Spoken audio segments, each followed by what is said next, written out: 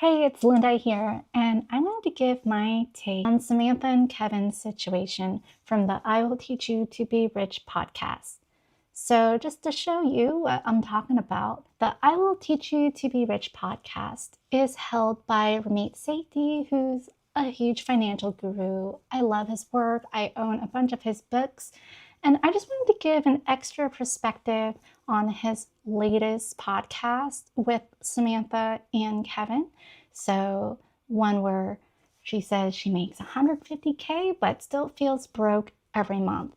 And so I'm going to dive into what I would do. I made a mini financial plan for them as well. That would be fun to kind of do one myself. And I think I have a plan for if they want to pay off her student loans of $80,000 in just 2 years. So I'm going to be going into spreadsheets. I really like the spreadsheets and Excel. My approach to finance probably lands in between Dave Ramsey and Ramit Sethi, where I really want to help pay off debt aggressively, but at the same time enjoy different things in life, not get burnt out as much. And so if this could be done in 2 years, it's really no time at all. And at the same time, I feel like they'll be able to enjoy life a lot more. Now, this is just going to concentrate on Samantha's finances since her and her partner Kevin, they're not married, they don't combine finances per se. However, I will be noting things where they kind of help each other with finances as well, just to give a little synopsis on the questions they're asking and the problems they face. So specifically with Samantha, even though she makes 150K per year, she has a huge student loan debt of $80,000 at 8%. And she's felt so defeated about paying it off lately because paying the minimum doesn't really touch the balance that much. So she actually had stopped paying it. And she has other debts like car loan, but that's at 1.9%. And also a tax loan, IRS loan as well, which I'll get into a little bit. Now, Kevin really wants to help Samantha pay off her loans. So he's actually charged her no rent while living in his home together. So she actually has no mortgage, no rent bill to help her with her expenses. However, at the end of every month, she finds that she's not able to make a dent in any of her debt. And her spending has really been out of control, from a lot of things with travel to even her fixed expenses, a lot of subscriptions, pet expenses as well. And she just doesn't know where all the money goes.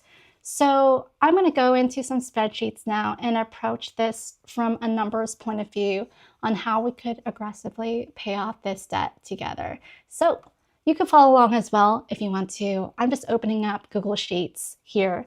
And just from a blank Google Sheet, let's get a lay of land. So starting out with the income coming in for Samantha only, she states that she gets $12,363 gross every month, so counting to 150K per year. And she contributes 10% of that to 401k every month. So we'll just do a little formula there, just 0.1 for the 10% 401k. And she nets about 7,000, let's see, that's about 7,500-ish per month. So that's approximately 65.3% deductions after the 401k. So let's do a little formula there as well. So we'll do this, parentheses, gross minus 401k times 0.653. So approximately, she nets about $7,269 or $65 per month. So we're gonna adjust that number in a bit. So we'll have the income be there. Now, there's a change she could make immediately with her income. She could actually lower her 401k a bit to maybe try to go to the match, which is usually 3 to 5%, or even just 7%, so she gets more income. So let's annualize these numbers. And we'll annualize the take home. So we're going to do that 7,000 times 12. So currently she takes home cash every year about $87,188. So I want to give her a little bit more money from her 401k, and also to make the numbers a little bit easier to visualize. So her 401k is at 10%, which is very admirable. It's a great percentage to save every month. But when you're in debt, you can afford to go a little bit less with 401k. So let's just put 7%. So we'll do 0.07. And then that immediately gives her about $300 extra every month, or $3,000 a year. So going to about $90,000 in cash every year. So this is what we can work with her income alone. Now, let's go to see what her student loans looks like. So we'll go down to this line, and then we'll put student loans, loan balance. Let me go ahead and make this like this, and also label the others. So net annual cash. We'll just say annual cash. Student loan balance, $80,000. Okay. And then she has an interest rate of 8%.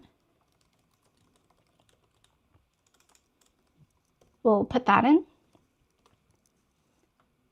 Now, there's two more numbers I want to add, the minimum payment and the years to pay off. And we'll do calculations for that. For minimum payment, we'll do a calculation, PMT calculation. And for the years to pay off, that's the lever that we're going to change. Years to pay off. And so Ramit said if they calculated, it would take about 15 years to pay off the loan balance if she only puts a minimum of $750 per month. So we'll just put 15 there. And for the minimum payment, I'm going to put the formula, PMT, parentheses, the rate of 8%, divide by 12, because we're paying every month. And then the number of periods is going to be that 15 times 12 for every month. And then negative 80,000, and then you could put 0 for future as well. So to pay it off in 15 years, you'll pay a little over $750. So it says $764 there, but it's close enough. So we'll leave it at that. So we're actually gonna see if we could play around with the numbers. I'm gonna move this down a little bit. I'm leaving space up above on purpose to put other things up there. But for now, we'll label this scenario.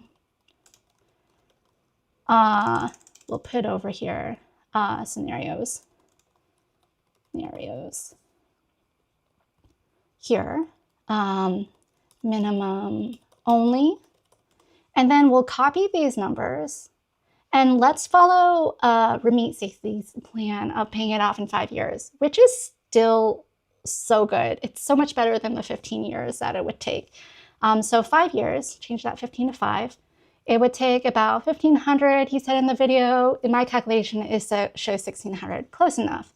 So pay in 5 years.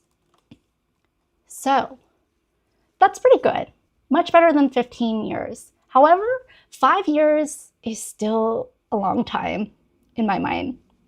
And Samantha mentioned that she wants to move to Seattle within the next 4 years before she turns 40. So let's see if we could pay that off even sooner, before that 40-year mark comes up. So just to be aggressive, just for fun, I wanted to see how much it would take to pay off in just 2 years. So we'll copy this, we'll make a third scenario, pay off in 2 years. Okay, so let's put 2 in. This number might look scary at first, but just work with me and we could see it through, and you'll see how it can actually be workable. 2 years, $3,600 per month. That's a lot more than the $750 that was the minimum. But with her income, I think she could really do it. And a lot of people in this situation can really do it. And I'll walk through how to do it with the budget. So the budget, my key is trying to keep things simple, at least in the beginning, doing things step by step. So I really only am cutting 2 things of the line item budget of at least fixed expenses. And if you guys saw the video, you probably know what those were or what those might be, but we'll go through them together. So starting out, we'll do it up here, and then just make like a little area where it would be easier to calculate. So 3,000. Okay, before we go into that, I just want to point out something. That $3,600, let's annualize that just to see how much it would be times 12. So you would be paying $43,000 per year to get this paid off in 2 years. Let's look at that number more closely. $43,000, compare that to the take home every year, $90,000. That's roughly 50% of your take home pay, a little less than 50%. But what if we were able to live off half of our income while paying off this debt? And I think it's doable by only cutting out 2 line items, like decreasing 2 line items in the fixed costs, and you'll still be able to enjoy your life in many other ways. But let's just see how much is left over with the fixed costs as it stands now.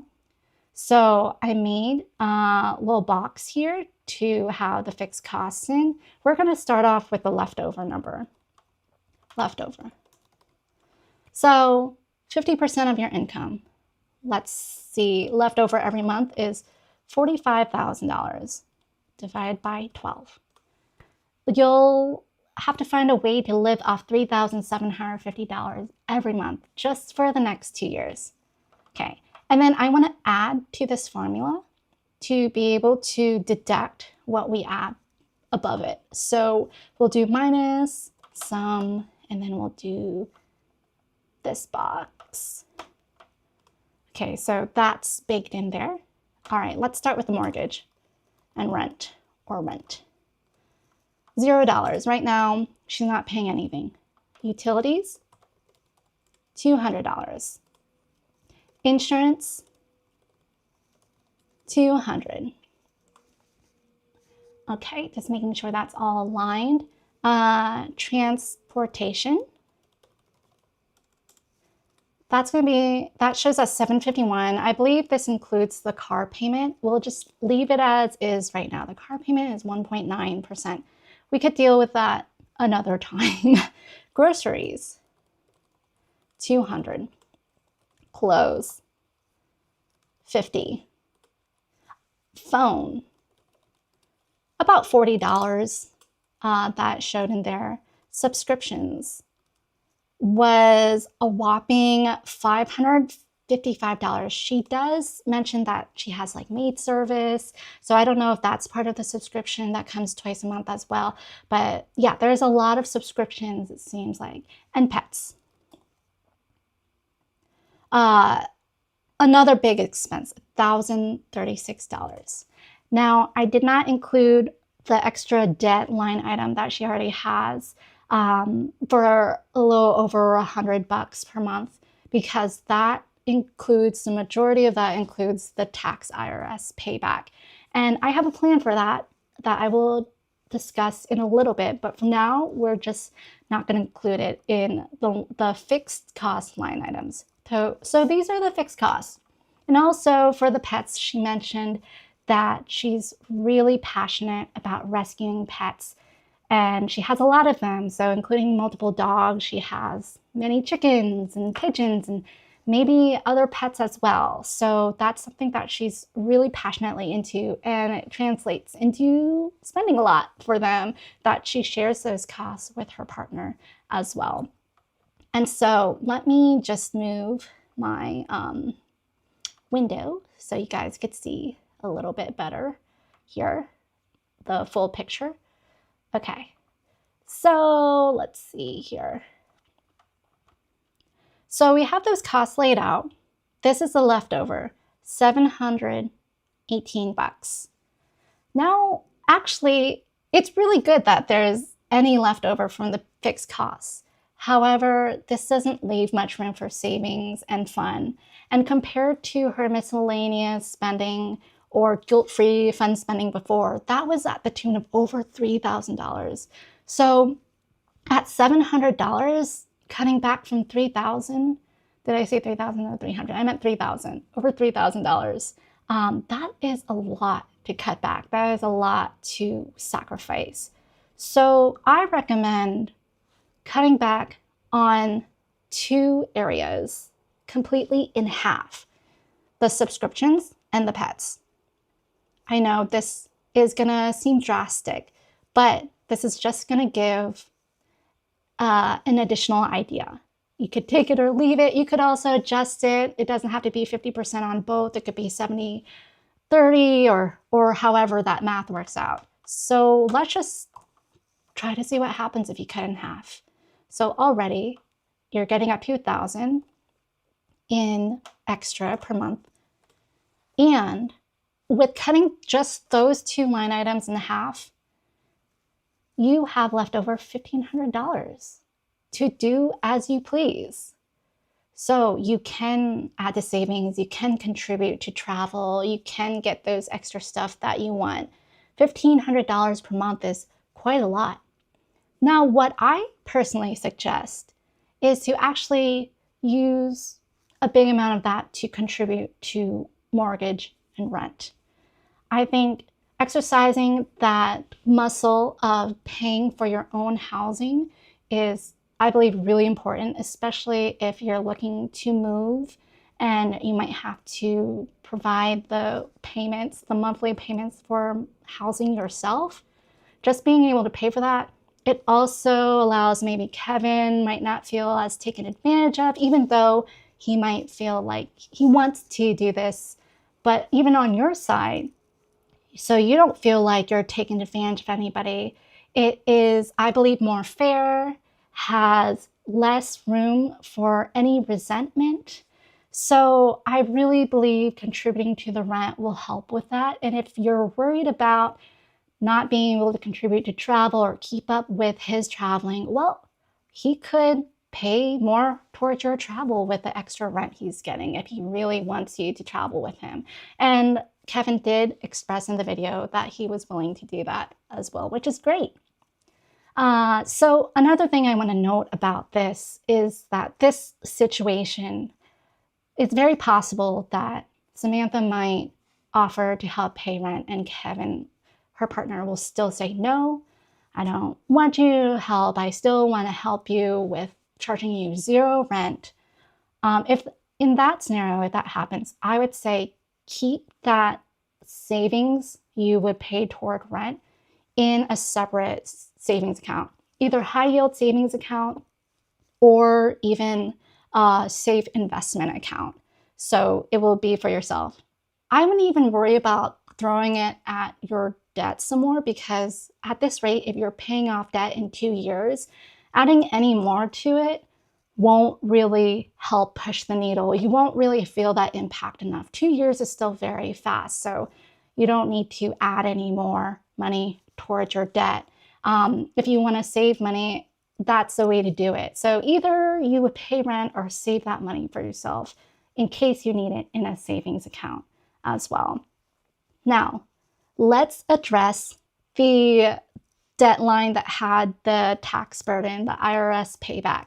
So Samantha mentioned that she still had a balance of $4,000 in there, and she's just been paying the minimum. She also mentioned that she has a little over $4,000 in savings. I suggest paying that off right away, within this week. If you're able to pay off that tax burden with all your savings, with the money you're making, you'll be able to save up that $4,000, $5,000 in savings really quickly within a few months afterwards. You could even talk with your partner and come up with a plan like, hey, maybe I'll start contributing to rent after I pay off the tax burden and after I get $5,000 in emergency fund. Then I can help pay off rent, and that might be something you guys could talk about as well. But it's important to have that plan so you don't go spending on things where you don't know where your money goes as well. So those are some options, but I really think you could do it with $1,500 left over. You could contribute to rent, you could add more in savings, and then this will just last 2 years, which is amazing. Okay, another little thing I want to talk about is your credit cards and travel points. Yes, they are such a good deal, right? You get things at a good value. You said your hotels are free, but when you are in debt, and a lot of those cards have annual fees and they incentivize you to spend. It's just not worth it. Take it from me, someone who I know the game, who's been very involved in the credit card game. I've even had 20 credit cards open at one time. I know what those deals are, and that's how they get you. But I really caution from continuing to use those. And if I were to guess, because Samantha confidently shared that she's able to save some with the credit card points, I don't think all those travel plans just come from her partner. I think she probably initiates a lot of travel plans too. So I would say not only freeze or cancel the credit cards when the annual fee comes due, but unsubscribe from all those promotions. Unsubscribe from those travel credit card emails, mailing lists, even social media posts like following those travel blogs or travel videos. Just remove yourself from the environment of those promotions and all that media that entices you to spend more. Because at the end of the day, even though you might think you're saving money with using those credit card points, you're still spending thousands of dollars per trip to go travel, and that's not saving a lot. So I would say really be cautious of those travel deals, cancel those cards if you can, and just unsubscribe from a lot of that travel media.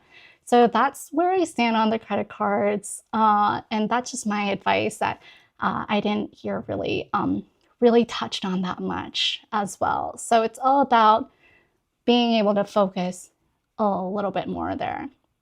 So this is a plan. First step, I recommend lowering the 401k contribution. You get some more money in your pocket as well. And then 2, I recommend cutting your paycheck completely in half. One side goes straight to the student loan debt right away, so you don't even see that it's in your account and you're able to spend it. And the other half, allocate to your expenses. Consider cutting your subscriptions and your pet expenses in half. Now, I know that at the end of the video for the follow-up, you were actually able to cut out a lot of those, so bravo. And if you're able to even more to get this paid off in 2 years, I would encourage that. So this is my last remarks that I wrote down I really wanted to share with you guys. So I think if you commit to these and you cut down in a few key areas, you don't have to overhaul your entire life and feel burnt out. You might find with time, you'll be motivated to cut even more in other places, but you could take it one step at a time. And after 2 years with no debt, you'll feel richer beyond belief. And who knows, you could even save more money than your partner if that's something you still are worried about, not being able to have as much as him. And you can have an impactful life in areas you really care about. And you could do this. And after 2 years, you can really start saving, and soon enough, you can even see yourself buying land in Washington State outside of Seattle, building a house and rescuing even more animals because you have the means to. And you can become a millionaire. It's not so far off out of reach. You make really good money, you're still really young, and so you'll be able to reach all your goals. Like, I believe you can reach all your dreams you ever thought of and even more. So go live your fabulous life. Just think of these few key areas where you could adjust some things for the next 2 years. Really concentrate on paying off the loans, and you could still enjoy things here and there as well. I don't want you to suffer too much during this. It will still take sacrifice, not gonna lie. There's still some hard decisions that need to be made. But if you concentrate after that is all said and done, you'll be able to skyrocket where you want to go. So that's what I wanted to share. And I hope you guys enjoyed. And whether this is helping Samantha and Kevin or other people in this situation, I just hear so much of people being lost of where they are spending things, where all their money is going as well. And maybe you could even try out your own budget yourself, follow the different steps I used in this Excel or Google Sheet, and plug in your own numbers and see what you could do with them. All right, thanks for watching, everybody, and I'll catch you all next time. All right, bye.